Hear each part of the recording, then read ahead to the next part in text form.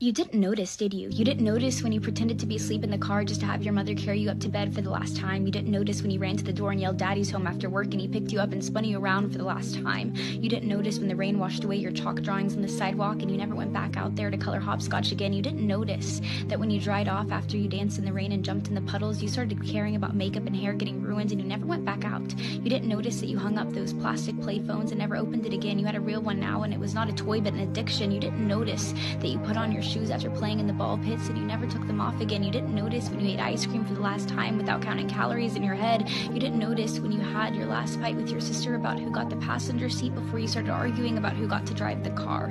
You didn't notice when you stopped believing in Santa Claus as the magic of Christmas was replaced with material wish lists. You didn't notice when you stopped believing in a monster that lived under your bed as it started to come out in the reflection of your mirror. You didn't notice when you went to field day for the last time, when you got your last participation trophy, when you kicked your brother's seat during a road trip for the last time, when you had your last play date with your Barbies, when you had your last Disney movie night with your family. You didn't notice that grandparents don't last forever. You didn't notice that your childhood cat wasn't eternal.